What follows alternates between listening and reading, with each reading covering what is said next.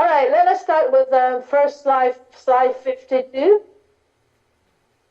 Skillful livelihood.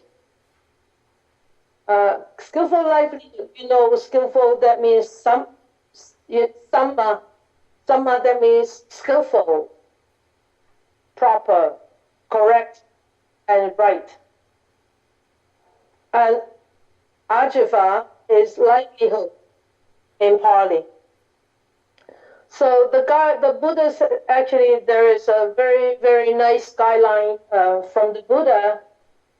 He said, as long as it doesn't cause any harm to the doer of the job or to the others, I'm performing the job and it's not causing me any harm, and it doesn't cause any harm to the recipient, then it's considered to be skillful. When we talk about this causing harm, we actually have to look at it from a morality aspect. So why do you think the Buddha actually teaches us this skillful livelihood? Why? Anybody can volunteer an answer?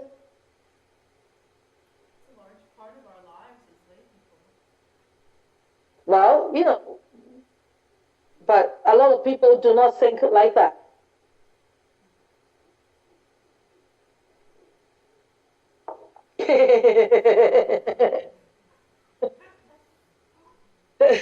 That's why I'm here. I just love this.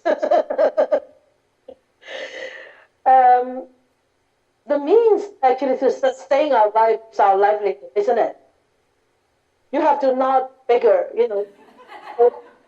like this. Otherwise, I can't see. You don't need to be very humble now, okay? You just need to exaggerate, But anyway, the means to sustain our life, that means our job, the way that we make money, the way that we make our living. The Buddha said, it should not interfere with our spiritual development. Okay, that's the most important thing. So one should earn a living in the most righteous way as much as possible. For a householder, he said that one should gain one's wealth according to a certain level of morality and standards. So, what kind of morality, what kind of standard? So one has to be very honest. One has to earn the money or the wealth in a legal way, not illegal way. One has to make a living peacefully. And of course, the most important one is not to cause any harms to any beings. Do you think it's possible for us to list out all the occupations involved, to actually categorize them to be right, to be incorrect? It's impossible, right? Because sometimes there are so many weird occupations that we never heard of.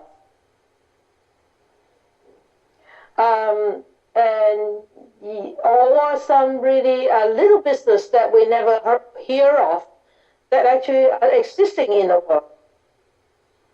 So it's impossible, but we need to use our own proper view. Remember the first two skillfulness that we talked about? The right intention, the proper intention, and the proper view, right? That means the right thought. So we need to continuously check ourselves and reflect upon ourselves with these two factors in the head all the time. The proper thought and the proper intention. And okay? You still with me? Yes. Okay. So it is really impossible to list out all that skillful or unskillful occupations. But we can at least use this as a standard. But in Antittara Nikaya, that means there's this Nikaya. In this Nikaya section 5, or chapter 5, section 177, actually, the Buddha said this 5 specific kinds of occupations are the wrong livelihood. We talk about that while we talk about the Noble Path, we did. But I think it's necessary to repeat it so that we could constantly check on ourselves. So the first one is weapons, and you are aware. Weapons, not just the knives, the vegetable knives or the cutting knife. If you sell those vegetables knives or cutting knives in a superstore, in a supermarket, it's not considered as illegal. It's not considered as unskillful because that's meant to be for cutting vegetables and fruits. Okay? So if people use them to hurt others or to rob, it's not the vendor's responsibility. It's not the vendor's karma. You get it? Good. So, but here, he actually specifically meant armories, right? Missiles, explosives in a way that actually are used more, or guns used in war, or killing or hunting. So those are specifically called weapons.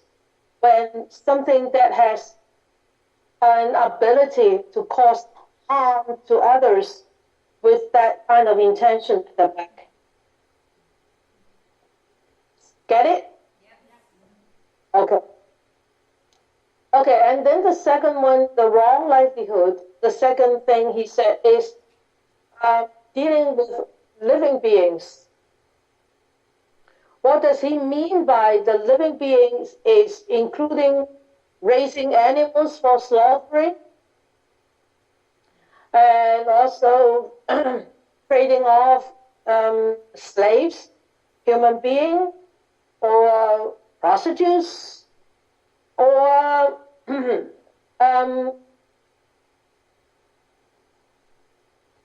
asking children or asking children or some people to carry drugs. Yeah? So here living beings is really causing the harm, but the drugs is actually the last one, the intoxicants one. Okay, so if people are raising llamas to look after the goat, is it a right livelihood? Raising llamas. Is it a proper livelihood? Yes? Yes, right hand, no, left hand. Yes. Yes. But raising goat to be sold to others, be slaughtered. So, right livelihood for right hand and wrong livelihood for left hand.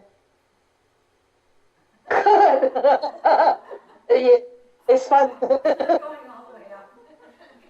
I like this. So we, even in a business, there are certain parts which could be called proper, summa. Also, in the same livelihood, a part could be called unskillful. So we need to actually identify which part and see if we can rectify or correct that part. Okay? So, and then the third one is in meat production and butchery. So any meat factories are considered to be unskillful. I think we talked about this when we a few weeks ago, when we talked about the meat factories. People don't seem to have any feelings, any emotions, because they need to actually suppress themselves so much that emotionally they do not become delicate. Because how can you kill so many animals in a day if you are emotional, if you have feelings for the animals? You can't. It's impossible, right? I think the most famous chicken factory in Canada start with an L. They killed about 10,000, no, more than that, 100,000 chickens a day. 100,000. I don't think we even have 100,000 babies born in the world altogether in one day. But 100,000 chickens, just chickens. So, we need to actually think about that if we are in that kind of business or in that kind of work. But luckily, you all of you are not in that kind of work. Otherwise, you will feel very, very down tonight. Okay. All right, and then the fourth one is dealing with poisons. What does he mean by this, dealing with poisons? What do you think? Something to kill a rat, maybe, or? Yes. Can you give me a very, very solid example? Rat poison. It's killing a live being. What poison? Rat poison. Rat poison. Yes, Nora. Yes, rat poison. Any kind of poisons that kills any living being, they consider anything that kills a living being considered to be poison. Rat poison, those cockroaches spray? Do we have that in Canada? Yeah. Oh, I'm sorry. I'm exaggerating too much, that's why I cough. Sorry, disturbing your ears, the bees in your ears. The cockroaches, the spray, and sometimes even the grass, the weed, the pesticide. The pesticide are considered to be poisons. And the grass, the weed killer, those weed killer could be poison. It's not poison to it's poison to the weed that you can actually not consider it as unskillful.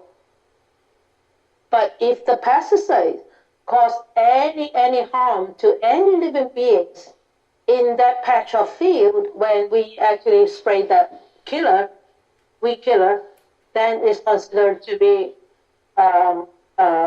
unskillful. That invention of such pesticide is considered unskillful. So I remember when I first came to Canada, when we actually planted a few patches of veggies, and there were so many slugs, right? So also people are giving us also ideas about catching slugs and drowning them and killing them. We never used anything. We just pick up the slugs, put them away. And when we grow those fruit trees, all those bugs, we never spray them. What do we use to keep the bugs away? We use vinegar and water. Bugs don't like vinegar and water, but that don't kill them. Soap water that actually, chase the bugs away. We don't kill them. So, of course, the intention of using weed killer is not to kill any living beings. The intention is to kill the grass, the weeds. So if people are actually accidentally kill living beings by using weed killer, it's not considered as unskillful profession. Only when one design a weed killer with the intention of killing what kind of bugs around that, then it's considered to be unrighteous. Right? Yes. Okay. All right. Somebody has a question? Yes. Carrie. I'm wondering about gas production, like on the tar sands. The gas production. Mm-hmm. What do you mean by gas production? Well, when they're digging up all the land to get the gas, the oil out of the ground, would that be considered? Yeah, but they don't have the intention of killing the bugs. They just have an intention of digging up the ground, but accidentally they kill a lot of beings. But they have to be responsible for that accidental killing, but not intentional killing. Right? Get it? Okay. But if somebody dig up dig up the land for gas, and they use the gas, the gas chamber, to kill living beings, that's completely unrighteous. Okay? All right. So the last one is intoxicants. So anything that actually intoxicates well-being of our mind is considered as intoxicant. Whether it is heroin, whether it is pot, whether it's liquor, or whether it is just whatever that actually disturb our well-being of our mind or the clarity of our mind. So we lose that clarity, and we easily start to kill, start to steal, and start to commit sexual misconduct, and start to lie. Any of that morality, but because our mind is intoxicated. So we don't have that clarity, we don't have that precision, and we don't have that self-control. So we easily break any one of the above four. So those are considered as in. So when people start to watch TV games or start to play those TV games, if they get so obsessed that they repeated what they actually was playing, so that particular TV game is, I think and I feel, is considered to be toxic. It's not something necessarily that you need to ingest. It's something that actually affects the stability and control of your mind. Right? Because remember those two girls 2 years ago, two young girls, the juveniles, the three friends all together, and the two, they kept playing one TV game. And then the two decided to repeat that TV game. So they killed a friend to please the person in the TV game. Remember that happened in America 2 years ago. So that TV game is very unrighteous. And those three juvenile girls were intoxicated by that TV game.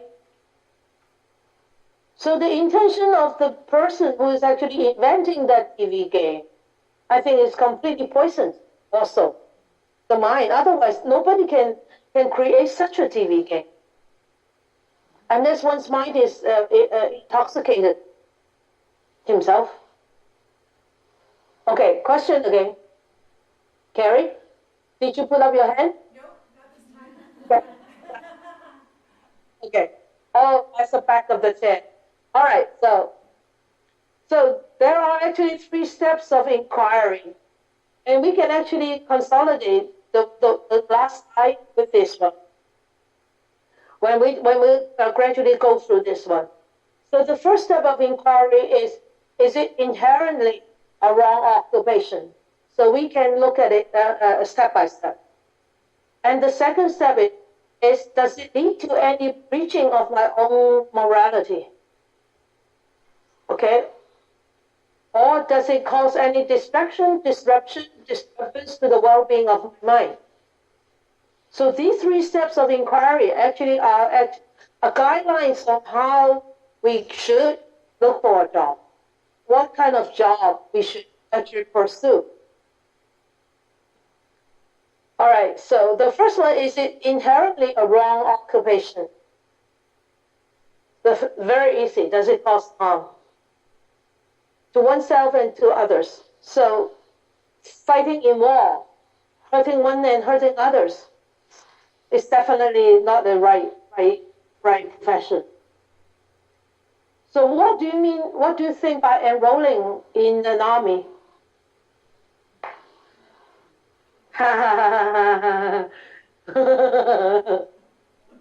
Is it improv? Is it it's not an ideal profession?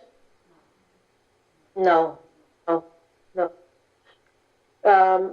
No, it's really not. Even though a lot of people, they always say, oh, I go to the army, I go to the Navy because I want to defend our country.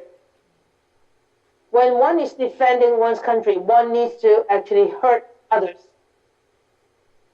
So when your profession is hurting others, no matter what your reason is, that is still unrighteous and skillful.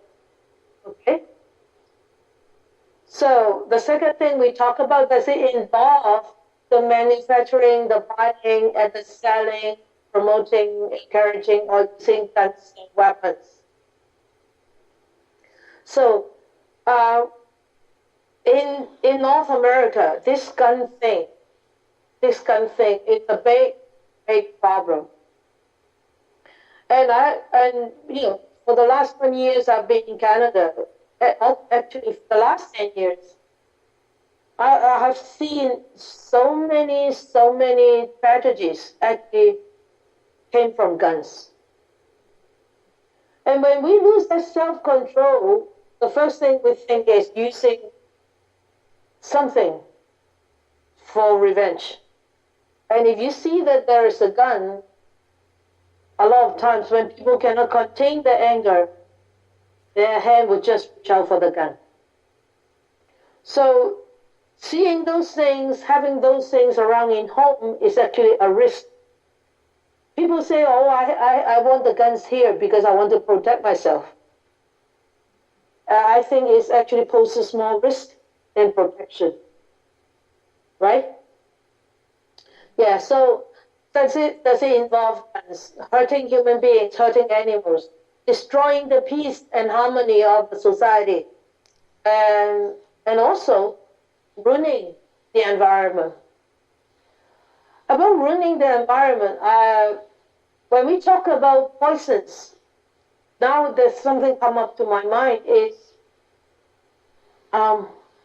firecrackers, fireworks. I think that is a unrighteous profession. What do you think? What did you say again? Did you say righteous? Unrighteous. Unrighteous. I think Not righteous. it upsets dogs and scares things and puts smoke out into the. Yeah. So it actually is. They are explosives. And so from me, I think it is not very skillful. Not skillful at all. I'm glad that we don't have the right to play firecrackers in Canada. In China, where I went last week, is a place where they produce a lot of firecrackers and fireworks, and you can see firecrackers all the time, all throughout the day.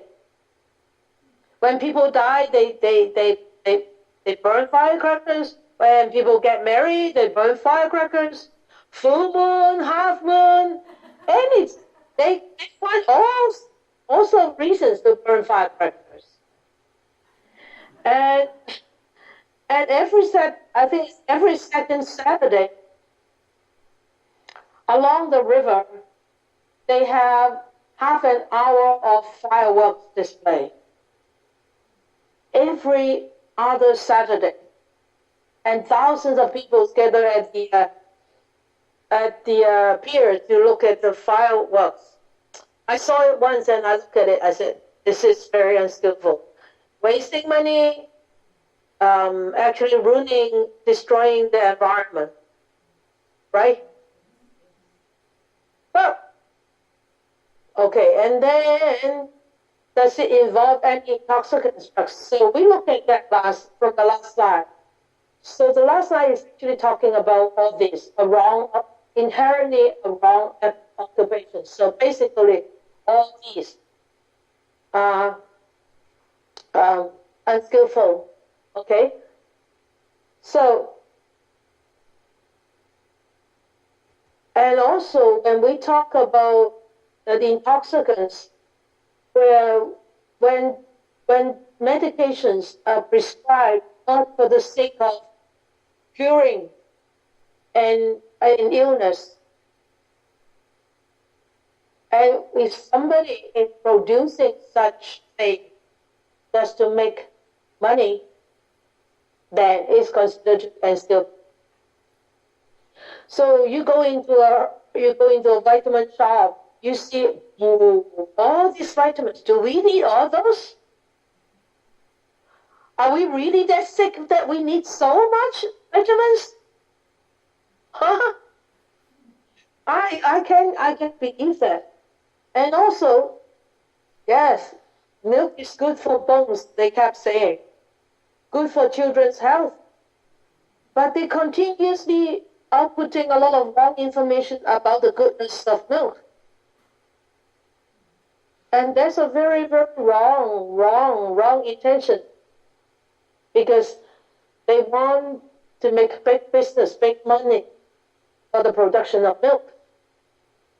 So even with the production of milk, if people have the wrong intention in the back, and it actually doesn't bring so much benefit, it does cause a lot more harm, then there is a part that is called unskillful.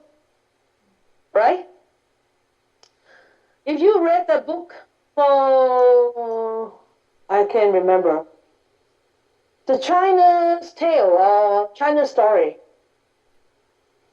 it's talking about a professor went to China to do some research about osteoporosis. And he went deep into the villages and the countryside, and he saw actually osteoporosis is almost zero. Even in very old people, zero. Because they never had a chance to drink milk. And they always, because in the villages, they always walk. But when he did research in very affluent countries like North America, Canada, Switzerland, osteoporosis, the rate of osteoporosis is way high, almost 50%. Or even more. Why? Because we consume so many milk products, and children or teenagers or even adults drink so much milk. Firstly, because they thought milk is good for bones. Because the doctors say so. The milk production companies say so. And everybody says so. So they think it's good, so they drink. And the more milk they drink, the less calcium they have in the bones. Yes, they have the nutrients in the milk. But our intake of milk we want is to get the calcium from the milk. But we, as human beings, after we stop milk feeding when we were 1 or 2, we don't need the milk anymore because we cannot absorb calcium from the milk. So that's one idea. That's one actually evidence that people are hiding from a lot of people. The milk production company, the pharmaceutical firms, the medical professions, everybody is hiding. Everybody. So if you want to read that book, it's called The China Story, and also by Robert Williams, The Dial of the 20th Century. They all mention about this thing. So it's not that we don't use milk, but we can use only moderate, but not too much. Not thinking it's the curing medicine for osteoporosis. Okay, so those are the misleading directives, and excessive prescription of drugs with an intention of making one wealthy and rich, or one's company famous and rich, is considered guilty. Okay? All right. So the second thing is, does it lead to any breaching of my own morality? So our famous Devadatta, do you remember who he is? Anybody remember who is Devadatta? Who is he? Who was he? Huh? Yeah, cousin of the Buddha. Oh, thank you. Cousin of the Buddha, of course, being cousins and being born in the Buddha's year, they had a long history of connection. Okay. So when in one of the past lives, both the Buddha and Devadatta in that past life were peddler, like they sell pots and pans. So they go around the country to the village to sell pots and pans. One day when Devadatta came to a house, and he saw a very pretty golden red bowl, and the householder said to him, "If you pay me, enough money so that I could buy a trinket, then you can have this golden bowl." And Devadatta wanted to deceive this woman, and he said, "Your bowl doesn't worth anything. It's worthless. How can you ask me to give you enough money to buy a trinket? And you try to lie to us." Devadatta said to the woman. Anyway, of course, Devadatta, in the back of his mind, he think, if he said this, then when he come back again, this woman will give the bowl to him with very, very little money. So he went away, went to sell more pots and pans. So here comes the Buddha from the gate. I saw this pretty bowl and the woman came out, "Oh, you selling pots and pans? You want to buy my bowl? It's very pretty." The Buddha said, "Oh yes, it's very pretty. Okay, how much do you want?" And the woman said, "I just want enough money for a trinket." The Buddha said, "There you go. That's enough money for a trinket and much more for you to, buy other things." The woman was so happy, so give the Buddha the bowl. The Buddha said, "Oh, this is a very precious bowl. I can do a lot of things with this bowl. I can sell this bowl with more money, getting all that money, and I can help more poor people." So the Buddha took the bowl and go to the river and get on the boat and row down the river.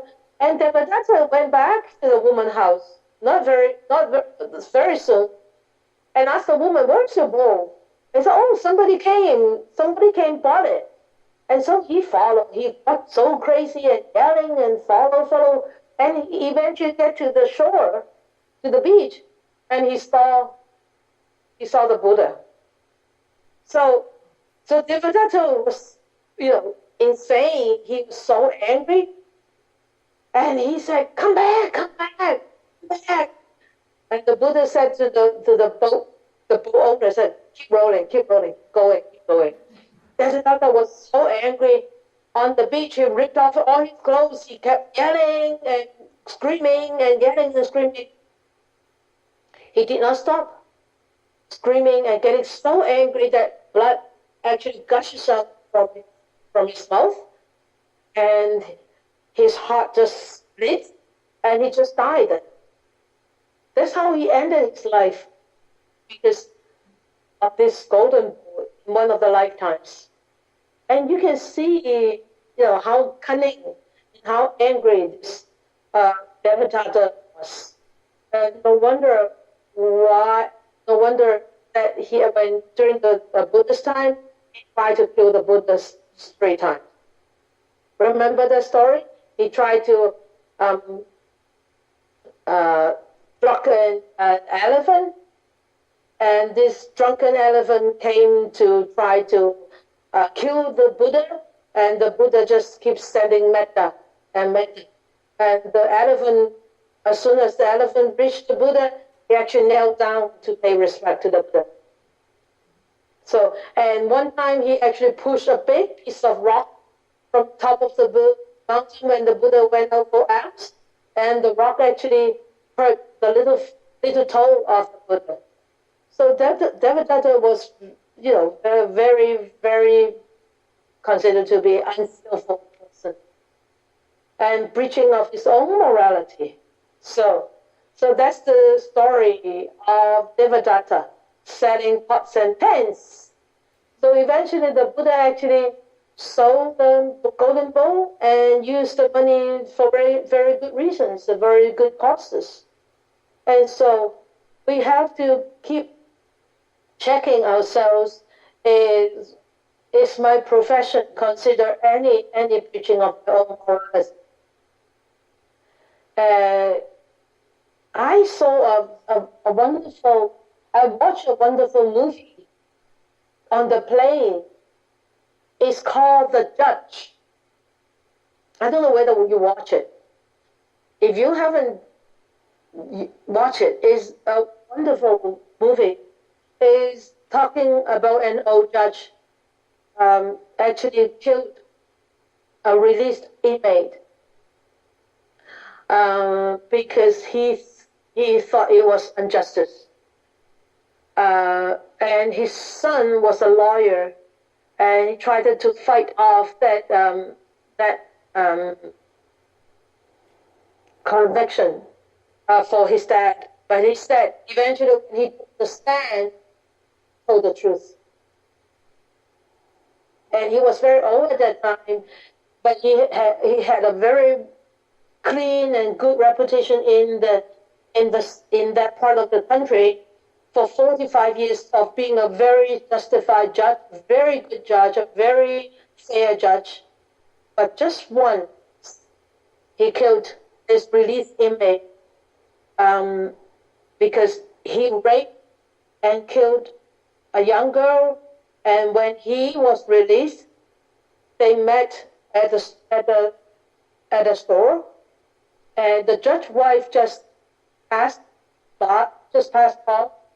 They met on that day, and that inmate said to the judge, "Now your wife just passed on.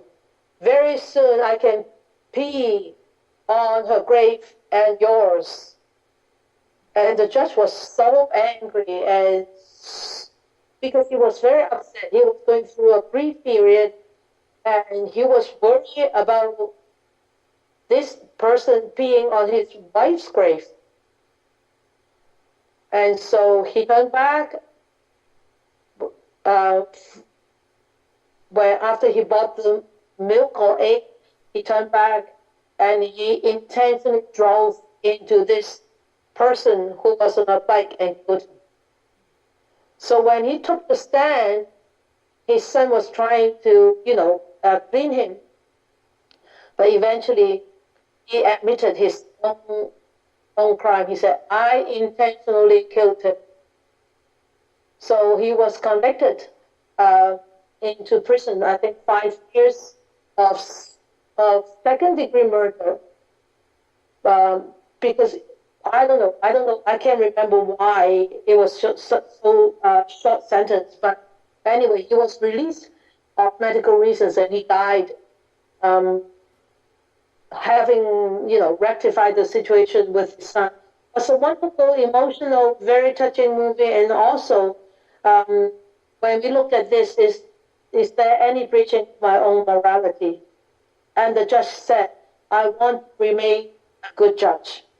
When people talk about me, they remember me of there's a good judge, a good person. So if anybody is abiding by morality, and what they present in others' eyes are a good person, a person with morals. We are not intending to get praises from people. They're supposed to be, right? Supposed to behave like. Okay? Devadatta. Okay. So the third one is, the third criteria we have to reflect is, does it cause any disruption,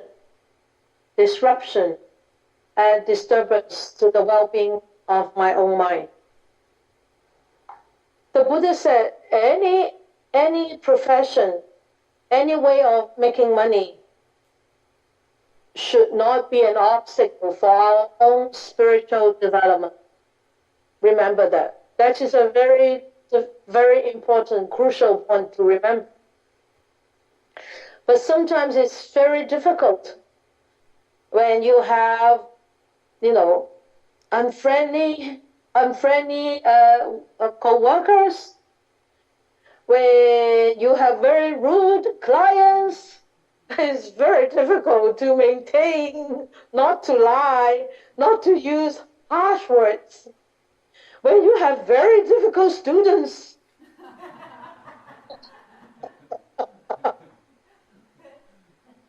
it's very difficult to upkeep that morale. So, but we need to constantly reflect upon ourselves. Does it really cause any distraction to our mind? A disruption of this equanimity, this balance, and this disturbance of my own development. We need to constantly reflect. If we start to reflect, we know this is disturbing, this is distracting. Okay, then there is this awareness there, there is this mindfulness there, and you will not go as far as you used to go. So every time you take one little step backward, every time you take one little step backward, so eventually you will take more steps, or eventually you will not react in that way and cause so much disruption and disturbances to our own well-being, the mental well-being, I mean. So moral principles really count.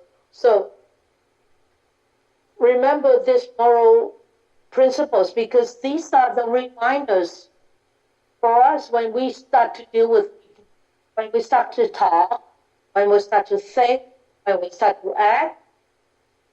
So the moral principles are mental parts, mental ability. And all this mental ability will reflect itself in our bodily actions, our verbal actions, our mental actions. So we do not want to take any part in any actions that are unethical. So that's why the Buddha said in your slide 57, it said, do not become a merchant of the Dhamma. What does he mean by this? What do you mean by a merchant of the Dhamma? Selling trinkets or something? Selling what? Selling trinkets or trying to Yeah, make money off the Dhamma.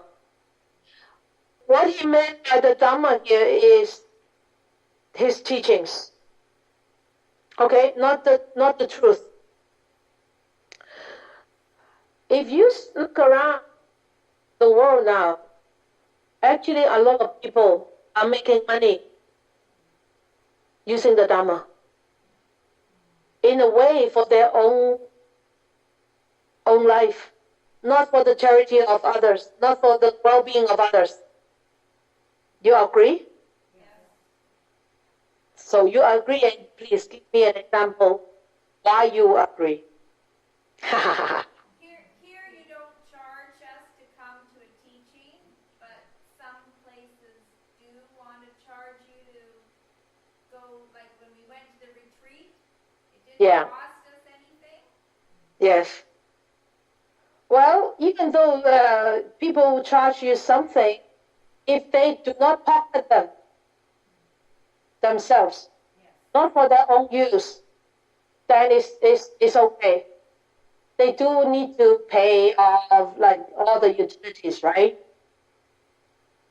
As long as they teach and they get whatever money, but they do not have a share. Let's say, okay, if Poland starts to charge you $10 a session for Dhamma sharing, and Sister Jessie is getting $5 out, that's it. Okay? Or I said, no, $5 is not enough.